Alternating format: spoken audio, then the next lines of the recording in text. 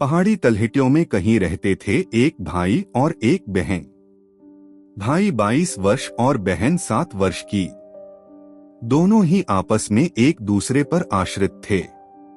कुछ समय गुजरने पर एक दिन जब उनकी झोंपड़ी के पास से होता हुआ एक ज्योतिषी गुजरा तो युवक ने उस ज्योतिषी के पास पहुंचकर अपना भाग्य व भविष्य जानने की जिज्ञासा प्रकट की। ज्योतिषी ने उसके आग्रह पर उसके हाथ और मस्तक की रेखाएं देखी तथा अपने पोथी पत्रा निकालकर कुछ विचारा और बताया, युवक, तेरे जीवन में एक सबसे बड़ी घटना यह होगी कि तू अपनी बहन से ही विवाह कर लेगा। मेरी यह बात ब्रह्मा की लकीर है युवक, इसे कोई शक्ति मिटा नहीं सकती। यह सुनते ही युवक एक महान आशंका से थरथरा उठा। इसी भीषण चिंता में उसकी 2 रातें बिना सोए बीत गईं, पर समस्या का समाधान न दिखाई पड़ा। किंतु अचानक एक दिन वह अपनी बहन को जंगल में ले गया और मौका पाकर जब वह उसकी ओर पीठ किए खड़ी थी, तभी वह उसके कंधे पर एक कठोर प्राण घातक वार करके लैंगसन की ओर भागा और जंगल में जाकर अदृश्य हो गया। बहन की एक भयानक लंबी लड़खड़ाती दर्दनाक चीख गूंजी तो गूंजती चली गई। समय गुजरा, स्थितियों ने करवट ली। उसके सामने कुछ नए नए समयवृत्त आए। बात आई गई हो गई। युवक के मस्तिष्क को अब कुछ कुछ परिश्रांति का एहसास होने लगा, किंतु उसकी बहन की वह पीड़ित करने वाली चीख जब तब अचानक आकर उसके मस्तिष्क को झकझोर जाती थी और वह उस स्मृति से सिहर उठता, आंखें मीच लेता और कानों में उंगलियां ठूंस लेता। उसे लगता कि उसकी बहन की चीख, उसके आघात की स्मृति उसे चारों ओर से कौंध कौंध कर अपने में समेटे ले रही है। अंत में इस सब से मुक्ति पाने के लिए उसने एक व्यापारी की कन्या से विवाह कर लिया और उसी आनंद के पीछे अपनी अतीत की कटु स्मृतियों पर पर्दा डालने का प्रयत्न करने लगा। जब उसे ज्योतिषी की अशोभनीय भविष्यवाणी की याद आती तो वह उस पर एक उपेक्षापूर्ण हंसी हंस देता कि उसने अपनी युक्ति एवं सामर्थ्य से भाग्य की रेखा पलट दी है, मिथ्या बना दी है। सचमुच ईश्वर की कृपा से उसे एक पुत्र रत्न प्राप्त हुआ और उसका वैवाहिक जीवन कुछ और सरस व सुदृढ़ होकर प्रसन्नता पूर्वक गुजरने लगा। एक दिन जब वह कहीं बाहर से घर लौटा तो देखा कि आंगन में पीछे मुंह किए उसकी पत्नी अपने केश सुखाकर कंघी कर रही थी।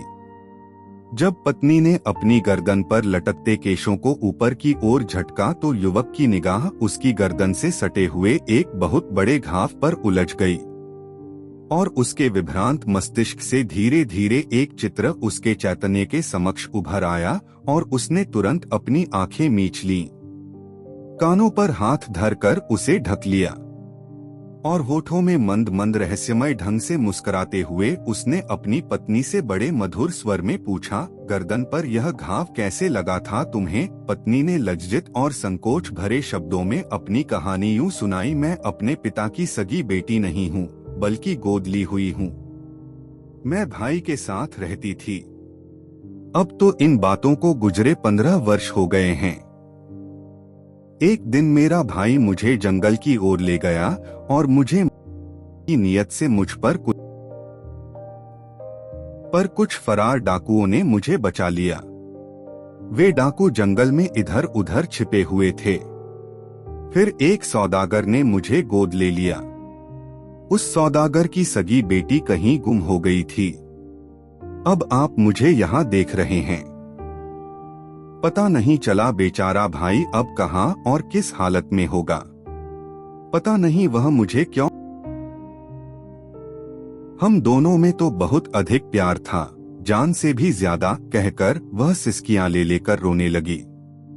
उस आदमी नहीं उसके भाई ने उसे पुचकारा तो ढाढ़स बंधाकर चुप तो कराया, किंतु उसी दिन से वह जिस भी चीज पर नजर डालता था उसे कुछ दिखाई नहीं पड़ता था।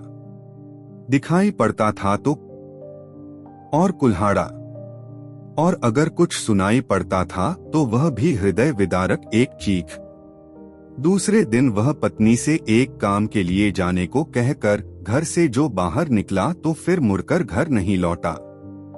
अब उसकी पत्नी रोज शाम को अपने बच्चे को गोद में लिए ऊंची पहाड़ी पर चढ़कर दूर दूर तक आंखें फाड़ फाड़ कर उचक उचक कर निहारती कि कहीं वह आ तो नहीं रहा है। क्षितिज के छोर पर जाकर उसकी दृष्टि पसर जाती, पर उसे आकर भय से सिहराती व्याकुल सूनी सूनी हवा और दिख पड़ जाता केवल निराश एवं मनहूस फैला हुआ क्षितिज। कहीं भी उसके पति की छाया तक न दिखती, कहीं से भी प्यारे पति की जानी पहचानी आवाज न मुखरित होती। हाँ, कभी गूंज गूंज जाती थी पक्षियों व फाख्तों की तीखी और हुक जाने वाली सीटियां। और एक शाम वह फिर उसी पहाड़ी पर चढ़ गई और अपने पति को निहारती निहारती खड़ी खड़ी पत्थर हो गई। उसका आने वाला पति तो आज भी नहीं लौटा है। वह अपनी पथराई आंखों से उसे अब भी वहीं खड़ी खड़ी निहार रही है। उसकी पथराई आंखें आज भी वियतनाम की उसी पहाड़ी पर से क्षितिज की ओर टकटकी लगाए किसी का पथ निहार रही हैं।